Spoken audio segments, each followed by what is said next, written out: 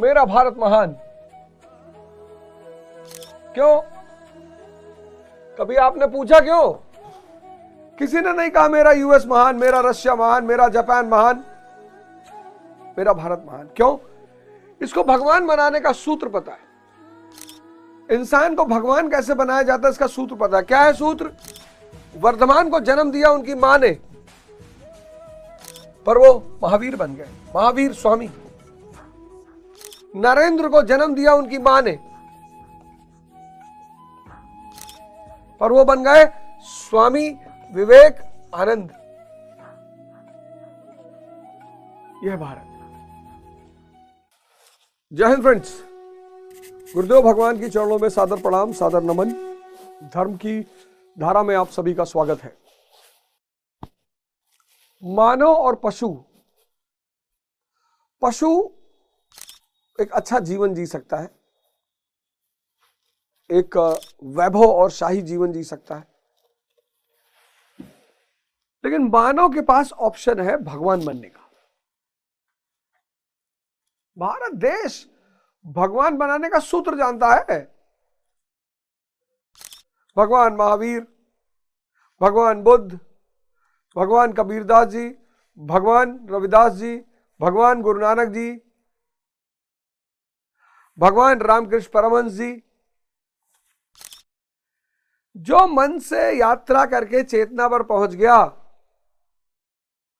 अनामय पद को पा गया, वो भगवान हो गया। इसमें कौन सी बड़ी बात है? इसीलिए पूरी दुनिया भारत की तरफ भाग कर आती है। थियोसॉफिकल सोसाइटी बनी। मैं बड़ा आश्चर्य हुआ जब मैंने पहली बार पढ़ा। कर्नल ऑलकॉट ने उसे बनाया। कर्नल ऑलकॉट अमेरिकी, मैडम ब्लाटावास्की ने उसे बनाया रशियन। मुझे बड़ा आश्चर्य हुआ कि विदेशियों को क्या जरूरत है थियोसॉफिकल सोसाइटी बनाने की। भारत के पुरातन धर्मों का उद्धार, भारत के धर्मों से क्या लेना देना। फिर Annie Besant time theosophical society का काम बढ़ाने के लिए इंडिया, मद्रास में उन्होंने अपना बेस बनाया। मैं बड़ा आश्चर्य में पड़ा।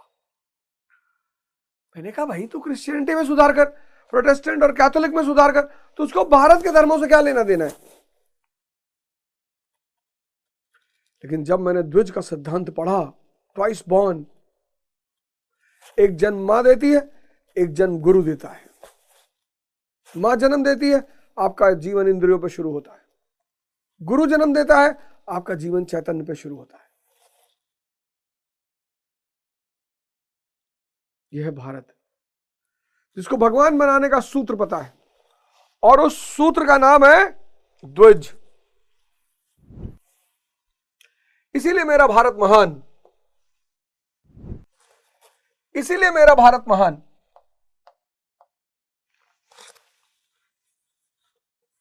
मेरा भारत महान। क्यों? कभी आपने पूछा क्यों? किसी ने नहीं कहा मेरा यूएस महान, मेरा रशिया महान, मेरा जापान महान, मेरा भारत महान। क्यों? इसको भगवान बनाने का सूत्र पता है। इंसान को भगवान कैसे बनाया जाता है इसका सूत्र पता है। क्या है सूत्र? द्विज, ट्वाइस बॉर्न। एक जन्म मां देती है। जब व्यक्ति अपने इंद्रियों पे जीता है, सेंसेस पे, अच्छा खाना, अच्छा पहनना, यही जीवन की इच्छाएं, और फिर दूसरा जन्म गुरु देता है। जब व्यक्ति इंद्रियों से यात्रा करके चैतन्य पे पहुंच जाता है। तो सिद्धार्थ को जन्म दिया उनकी मां ने, लेकिन अलार कामा ने सिद्धार्थ को बुद्ध बना दिया। वर्धमान को जन्म दिया उनकी मां ने, पर वो महावीर बन गए, महावीर स्वामी। नरेंद्र को जन्म दिया उनकी मां ने, पर वो बन गए स्वामी विवेक आनंद। यह भारत। स्थिति प्रज्ञ पुरुष यानी कृष्ण। बस एक आदमी को ध्यान में रखिए। जैसे कंपाउंड की डेफिनेशन में बहुत लोगों से पूछता हूं, कंपाउंड की डेफिनेशन रटने की जरूरत क्या है? एलिमेंट, कंपाउंड, मिक्सचर, H2O याद रखो बस।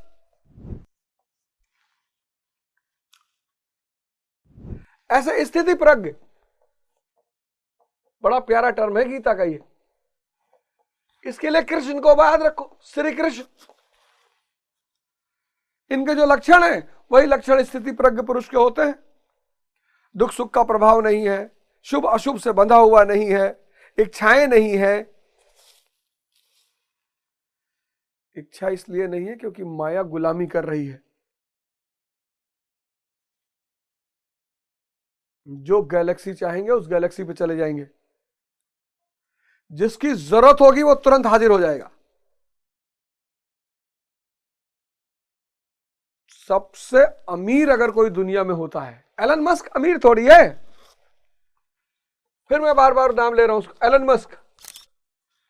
एलन मस्क पैसा रखा है, इच्छाएं पूरी कर रहा है। हो सकता है इसकी जरूरत शांति हो, उसे मिल ना पा रही हो सकता है इसकी जरूरत नींद हो, इसे मिल ना पा रही हो। आनंद इससे कोसों दूर होगा और इसे फिर जन्म लेना पड़ेगा।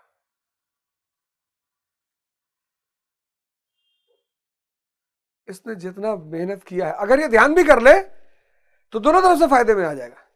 लेकिन बुद्ध, श्री कृष्ण, माया है, ब्रह्म भी साथ में, दोनों है। इसके बाद सिर्फ माया है, ये ब्रह्म विहीन है, गरीब है, ये आध्यात्मिक नजर से बहुत गरीब है, ये सबसे अमीर है, आध्यात्मिक नजर से भी और पूंजीवादी नजर से भी। इसीलिए हम इन्हें पूर्ण अवतार कहते हैं। हम भगवान राम को पूर्ण अवतार नहीं कहते, हम भगवान कृष्ण को पूर्ण अवतार कहते हैं। तो स्थिति प्रज्ञ का लक्षण भगवान बता रहे हैं। और अब पिछले एपिसोड में मैंने आपको बताया कि साधन से उसका कोई प्रयोजन नहीं है। 58वां श्लोक, यदा संहरते चायम कूर्मवग अग्नियु सर्वशः इंद्रियाणि निइंद्रियार्थ अभ्यतस्य प्रज्ञा प्रतिष्ठिता। मतलब जिस प्रकार कछुआ अपने अंगों को समेट लेता है, ठीक वैसे ही यह पुरुष जब सब ओर से अपनी इंद्रियों को समेट लेता है तब उसकी बुद्धि स्थिर होती है। कितना बड़ा सूत्र है। कछुआ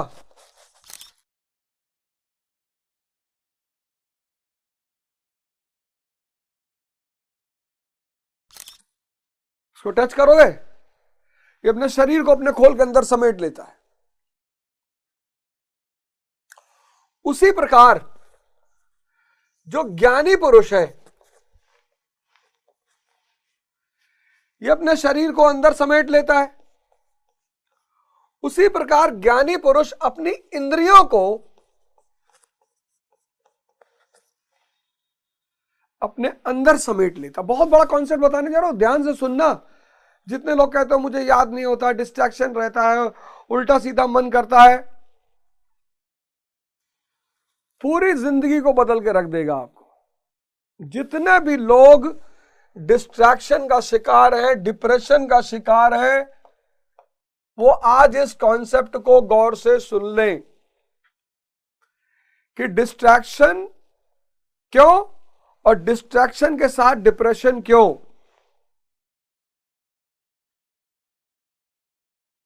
अब सेंसेस जो है तुम्हारी इंद्रियां, कौन कौन सी? जीभ, स्किन, चमड़ी, कान, नाक और आंख। इनको कबीर ने 5 कुसंगी कहा है। अब यह दिन भर सोच रही है अच्छा खाने के बारे में। अब सुनना,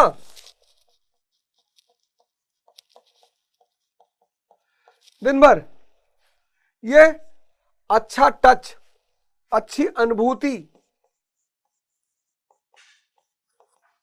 ये मजेदार चीज सुनना। मजेदार किसी की बुराई भी हो सकती है। नाक, सुगंध, और आंख, मजेदार चीज देखना। कुछ भी हो सकता है।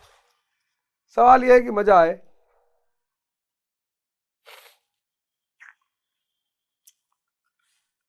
अब ये पांचों कुसंगी क्या करते हैं? ये आपकी बुद्धि को उलझा देते हैं।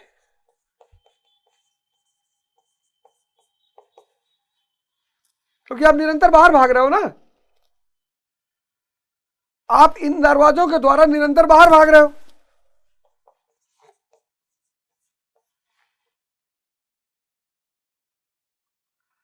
तो जब आप बाहर भाग रहे हो निरंतर,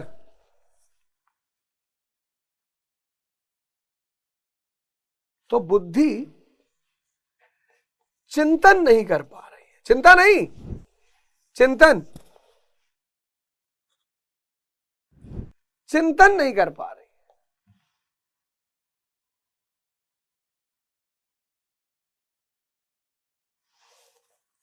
कि अमेरिका राष्ट्र कैसे बना यार? दुनिया में दुख क्यों है यार? बैंकिंग सेक्टर का क्या रोल है आधुनिक अर्थव्यवस्था में? आज के इंसान के जीवन से चिंतन गायब होता जा रहा है।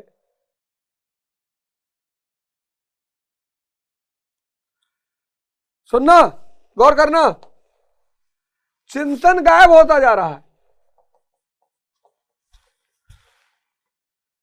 कि जब सारी ताकत लोकसभा के पास है तो राज्यसभा क्यों? राज्यसभा का कार्यकाल 6 वर्ष क्यों? चिंतन ही नहीं हो पा रहा। बैंक्स, आधुनिक अर्थव्यवस्था की आत्मा क्यों? पार्लियामेंट, आधुनिक राज्य व्यवस्था की आत्मा क्यों? मानव रचित संविधान का इतिहास कब शुरू हुआ? आप चिंतन कर ही नहीं पा रहे।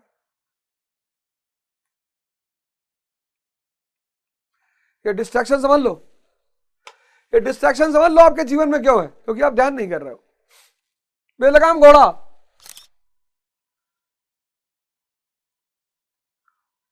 ध्यान नहीं तो विवेक नहीं, विवेक नहीं तो चिंतन नहीं। ये 5 कुसंगी तो दिन भर बीएफ दिखवा रहा बैठ के। ये दिन भर सोशल मीडिया पे बीएफ दिखवा रहा है। ये कह रहा परफ्यूम के टैंक में कूद जाओ। ये दिन भर बुराई सुनवा रहा है। अब तो बुराई सुनने के लिए कहीं जाना ही नहीं, ट्विटर खोल लो। ये बस में लड़की को धक्का मार दिए। ये मोमो,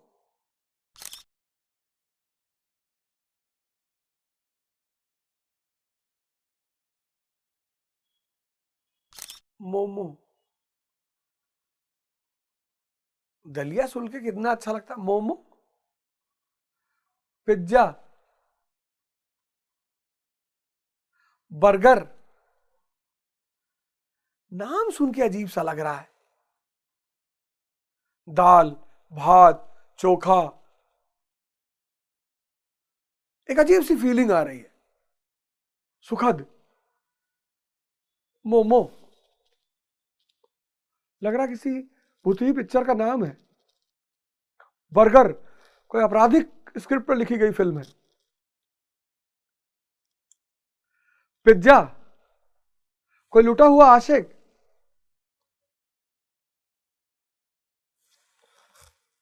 ये 5 कुसंगी ध्यान के अभाव में आपको दिन भर नचाए हुए हैं, और चूंकि ये नचाए हुए इसलिए चिंतन नहीं हो पा रहा है। जब चिंतन नहीं हो पा रहा है तो आंतरिक विकास नहीं हो पा रहा है। नो चिंतन, नो आंतरिक विकास, इंटरनल डेवलपमेंट, आंतरिक विकास नहीं हो पा रहा है तो नो उपलब्धि,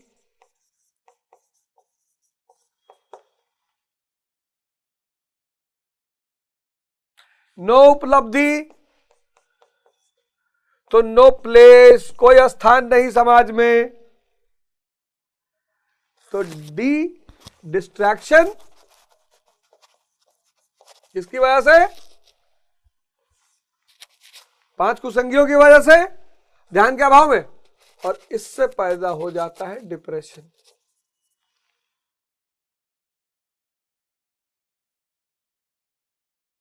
तो ठीक वैसे ही यह पुरुष मतलब स्थिति प्रज्ञ पुरुष सब ओर से अपनी इंद्रियों को समेट लेता है, तब उसकी बुद्धि स्थिर होती है। वाह, यानी बुद्धि स्थिर करने का क्या तरीका है? ध्यान। ध्यान करोगे तो ये सारी इंद्रियां बाहर भागने के बजाय अंदर चली जाएंगी।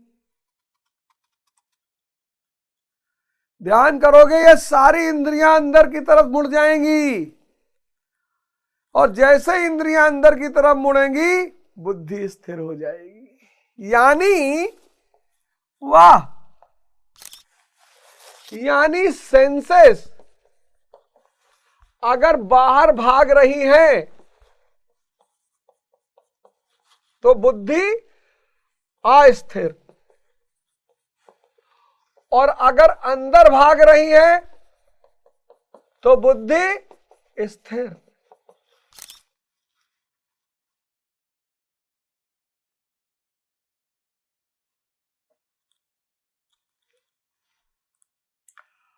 और इंद्रियों को अंदर लाने का बस एक ही तरीका है,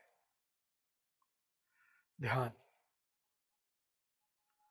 क्योंकि ध्यान पैदा करेगा विवेक, और विवेकशील मन जब ब्लू फिल्म देखेगा तो हंसेगा। गरीब लोग गरीब क्यों हैं? जो करने की चीज है उसकी बातें करते हैं, उसको देखते हैं। प्रेम करने की चीज है, उसको क्या देखना? रुक गई इंद्रिय। विवेकशील मन ब्लू फिल्म नहीं देखेगा।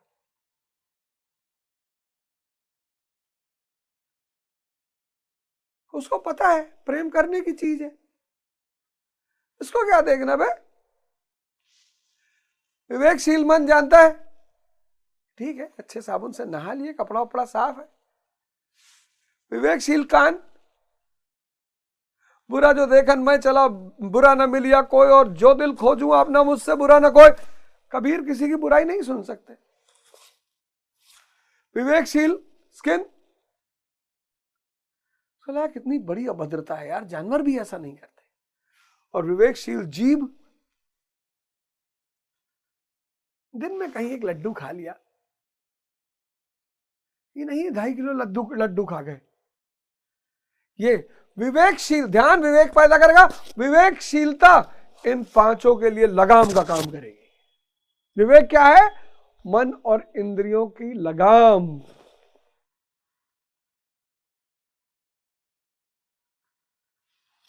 क्या है विवेक? ध्यान से क्या पैदा होगा? विवेक। विवेक क्या है? लगाम। किसकी? मन की और इंद्रियों की।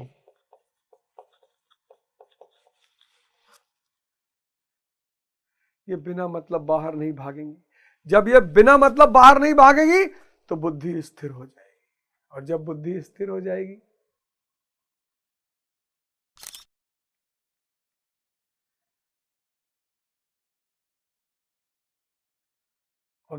स्थिर हो जाएगी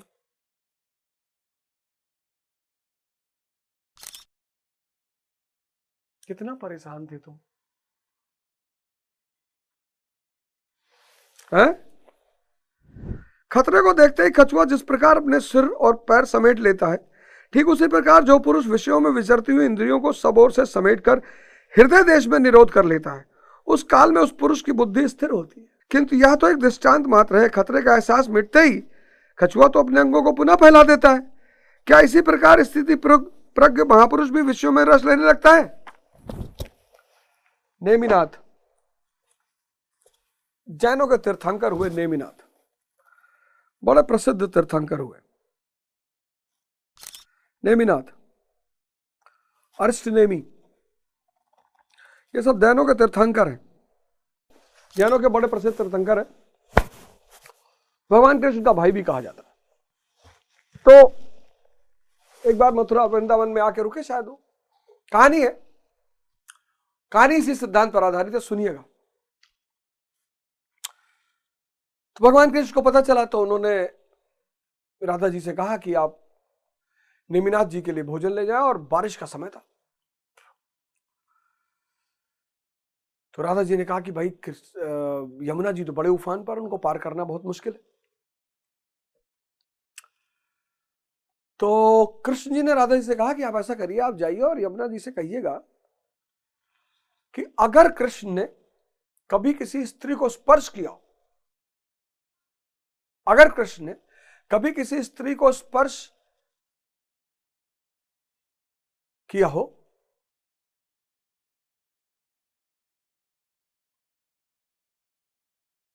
अध्यान में,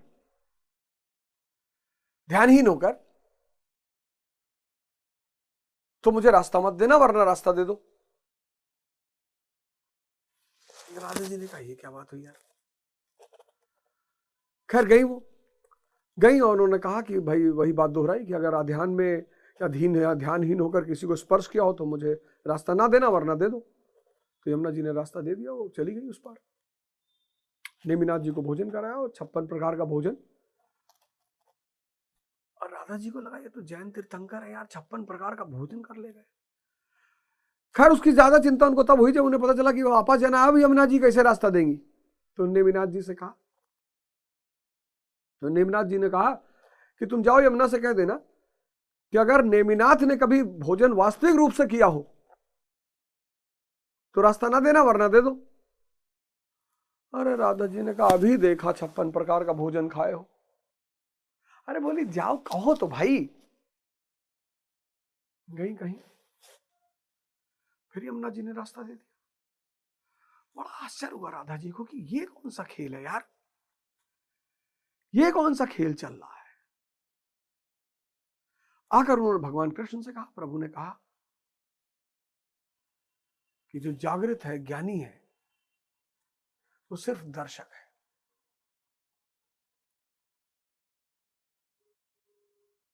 इस लाइन को मैं फिर से रिपीट करूंगा, जो जागृत है और ध्यानी है और ज्ञानी है, वो मात्र दर्शक है।